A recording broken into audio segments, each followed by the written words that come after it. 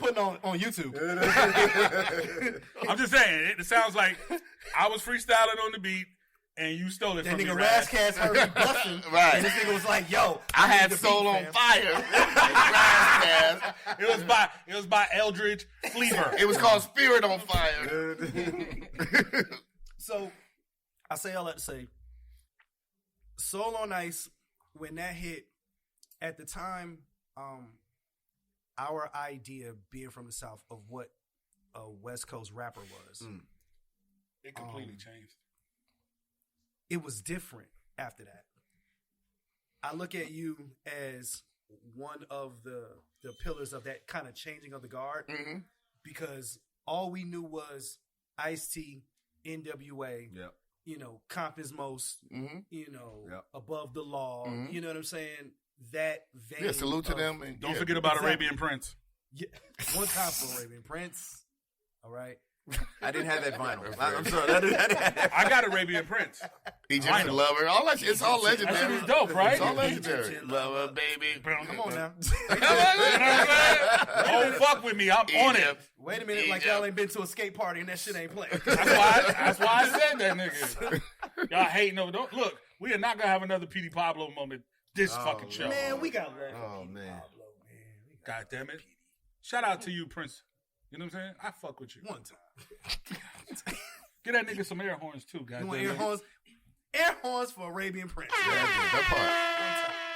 So during that time, it was like you, like hieroglyphics. Salute. Everybody from like the Good Life era. Yeah. You know what I'm saying? You said Safir, even, you know, Paris. Oh man. It was the cool. we start one time for the cool. Come on. Yeah. You know, and you would see it later on with groups like Freestyle Fellowship and stuff like that later on, but it was like this was the first time that we from the South saw like spitters from the West. And you were like one of the people that spearheaded that shit as far as international and national recognition of, yo, nigga, the West ain't just, you know, quote unquote gangster rap. You know what I'm saying? But they should have known that already, though. They should have, but the rest of the world, Listen, you know, the they second only take greatest, small pieces. and no disrespect to you, the second greatest rapper on earth is Ice Cube, and he's a spitter. Yeah. Bonafide. You know what I'm saying? So He's a lyricist. Like when I heard you, The dog is a spitter. Snoop is definitely a spitter. Like when I heard you, Rash, right? I was like, okay, he definitely listens to Ice Cube, but you can definitely tell he listens to fucking Chuck D. Because I was like, when you hit Soul on Ice, the shit is socially conscious. Yep.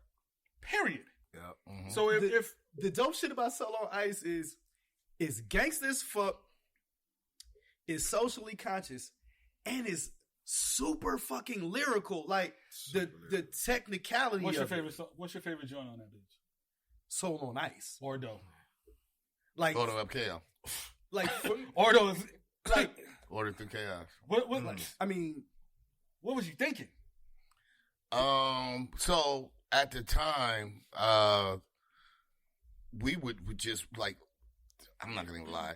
In the patch where we lived, I had gotten money and basically took over my mother's house and gave her some bread, and she bought another house. So I'm in our neighborhood, and I've converted our. We live in a blood neighborhood. The nigga that always believed in me, a Crip. He's like, they're mortal enemies to the patch. One I know is where Blue from. right. So Wino, his big homie, is staying with me with a K in the garage. And I basically have converted the house into like 3 floors because it was a two-story house but tri-level. So basically niggas would shoot craps downstairs, kicking it like in the living because there's a den. So downstairs niggas gambling. Blood, cuss. So my whole thing was, look, my nigga, don't come with the bullshit over here. Right. I got 11-shot Lorison. I got a Glock. Like, if you come over here with the bullshit, I'm going to get away with it because I'm going to say you came in here and tried to rob me. And I'm gonna just kill niggas, so I'm gonna shoot. So that was kind of agreement, like, don't come over here with the bullshit. Again, the opinions of Razzcast. No, it's real shit. I mean, I'm just keeping it 100. That's what the song marinating. We can marinate, get nice and stack riches, but it's BYOB. Bring your own bud, brewing bitches. Ain't no set tripping, acting ill, and don't steal. For real, you got to chill. If you don't chill, it's going down. Nigga, I'm gonna burn your ass up. And nigga and play square as fuck. Like, oh my God, I don't know what happened. so the whole shit. So my mama, like, I wrote that song. That's not a song I made up. That was the rules of the house. Like, I know y'all niggas. I know y'all bloods over here, nigga. The homies over here, these Crips, the Crip, come and stay here. Right. Don't come over here with that bullshit over here, my nigga, because ain't nobody disrespecting the neighborhood. And we can all get along in here. This is neutral territory, nigga. We in Switzerland. So come in here, gamble, have fun. Bring your bitches, bring drink, and if you still son, I'm gonna burn your ass up. So that's kind of how we kept it, and thank God that it worked out great. Shit, I forgot what the point of what the question was. What about KO upstairs was where we would watch the Mac, like Badass, a whole bunch Corrupt, like niggas would come up and one time for Badass. we would watch. So it was like gambling downstairs, holler at chicks and drink in the living room. And then upstairs, my bedroom, niggas be watching like the Mac, or we be watching, all these conspiracy theory VHSs. And so that's really where it was from. It was, the Illuminati shit where we were getting knowledge of self. And it was Muslim brothers coming by, and I was starting to study the Moors. So people from the Moors Nation, my Terrence, my homeboy Terrence X, we all went to high school together. So Terrence had just stepped into the Nation of Islam. They said I always had one Nike on, one boot on. So you got knowledge of self, but you want to be out there eating that, not eating the pork, but you want to drink that liquor and just run after them girls. I'm like, yeah, you're kind of right. Martell. If you want to gamble, Martell. If you got one boot on and one Nike on. Martell for you. And you hashtag right there. Knowledge of self. Martell. That's the next book. Right. But so that's Order Up KO was that, and that's really the album was just a culmination. But that record for me was it's a lot of self-reflection on Solo Nights, and that one was extremely self-reflective because I'm kind of dissecting what I think is going to happen to me, at the time, and it's one of my favorite songs. I appreciate all the arguments I got in because of you too. Oh, because of the content? Not even that. Nigga, I'm arguing niggas like, yo, he's from L.A. No, that nigga from New York. Yeah. No, nigga, he's from L.A. Yeah. No. Well, I'm just saying, because like I said, I'm from New York originally, and I was in New York when that dropped, so I was just saying, I was like, you sure he's from Cap? You know what I'm saying? Kid Capri used to say that. Yeah, I said that. Because he believed in me before I got the record deal, and he had brought me out, and he was like, you from the Bronx? I'm like, no, nigga. Nigga, I'm from Carson and Watts, homie. As soon as I start opening my mouth, you're going to hear it. You kind of feel like the Bronx a little bit, though. But he always said that. He like, you a Bronx nigga. He names the Blastmaster all the time. Yeah. I mean, I'm very influenced by KRS-One and Kid Capri, and I'm a student, man. You got to be a fan first. I'm a student of all of it. When we were fans. I remember MC Sade, bro.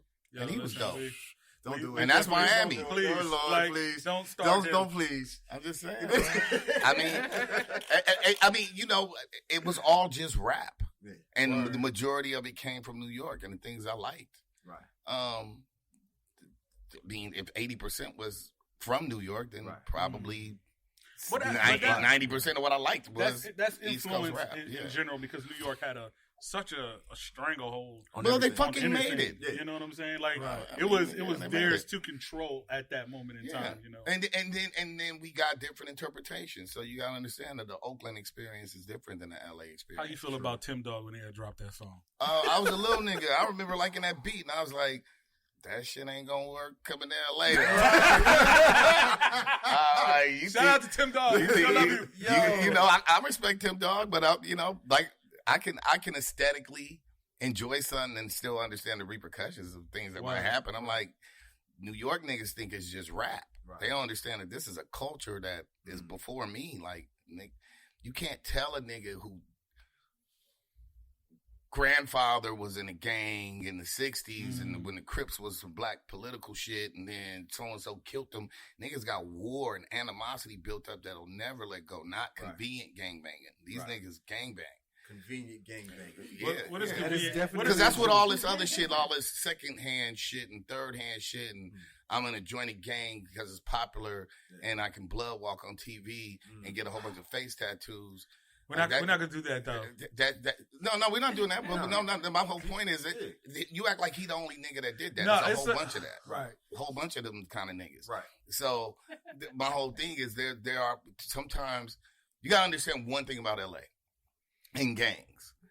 You're going to pay one way or another. So you're going to get extorted. Of course. Or there's something called a torpedo. So when niggas, like, I've watched many rappers say, you know, gangbanging, you know, in the hood, they make you. I'm from Watts, my nigga. They never made me do shit. If any nigga can make you do something, you a bitch. Talk that. So I ain't never seen a nigga I grew up in Great Street, Front Street, 97 East Coast, Crip, Watts. I went to school there until 8th grade. Middle of 8th grade or middle of 7th grade. I'm not sure, Kurt. Middle of 7th grade. Middle of 7th grade, second half is when I started going to school in Carson. So I went to school and watched my entire life. But I never seen a nigga get forced into anything. And if you join, like, I remember telling my friends in high school, like, nigga, you about to graduate. You in the 12th grade. Why are you joining the gang now? It's kind of late. You should have figured that out when we was 12 or 13. Nobody joins it because if you join at 18, you a bitch. And that's called a torpedo. That's what happens, which is a Mexican term. A torpedo is basically what happens with a torpedo. It's underwater. Yep. They send it out. It goes, explodes. It's kamikaze. Yep. Right. That's what we call a torpedo. So any nigga that joins a gang because they got forced is a torpedo. They're going to send you to go blow shit up. Yeah. So I would watch that even in prison. The nigga that's like, we call that a crash dummy. Same difference.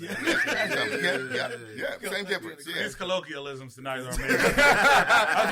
They literally are colloquialisms too. I love it. But the interesting part is, and it's related to your music because you've always talked about it, but the code. Yeah. The younger generation now, I talk to a lot of kids all the time, and I have to teach them what the hell that means about having ethics, about having integrity about yourself. Right. So how are you able to translate that to them to understand, like, yo, you need to have a code as a man, not even just as a man, but as a person. You need to have a code. You know what I'm saying? I feel like our parents, most of us are from a period where we remember rotary phones and pay phones and shit like that. I still, I date myself, but, I remember when TV went off and it was just fuzz. Right. There was no constant content. My son doesn't think that TVs were anything other than flat. Right. When the TV was this long in the back. And the motherfucker like, this was a big TV. Bro, let me fuck you up real quick. I'm gonna fuck you up real quick, right? Everything else was from these, nigga. Exactly. When you were balling, when your family had money, you had one of these. Yep. I got a 9-year-old, right? And 2016 rolls around and the election's coming on. And he goes, Dad, we're going to get a new president? I said, yes. He goes, what's wrong with Obama? I was like... Right, because that's all his point of reference I was like, well, they vote every 4 years. He's like, white guys can be the president? No. Wow. Because that's the world he lives in. You know what I'm saying? Because at 4... me explaining to the 4-year-old, hey, bro, he's black. Be amazed. Be inspired. He's like, don't give a shit, bro. Where's the spaghetti at, nigga? Right. That's where he's on. You feel me? But that's well, crazy, I right? have a worse story. My sons are 22 now, and I remember one day they told me that Bob Marley's son created auto-tune. Wait, so when they were 14, when they like 14, it's Lil Wayne popping, that's their nigga. Yeah. They like, Dad, they in Miami, what I'm saying, with their mom and shit. And they could tell me one day, like, yeah, Bob Marley's son created the auto-tune. I'm like, what the fuck? So I literally said, you're twins. It's two of y'all, so I know one of you Taj and Ra comes up with the dumb idea, and the other nigga co-signs it. So I was like, you are two of the, and you have the internet. You have the world at your fingertips. When I was a kid, we had these. The encyclopedias. Books, Encyclopedia Britannicas. Yeah. I was like, you the smartest dumb niggas I ever met, bro. Because I know you got everybody.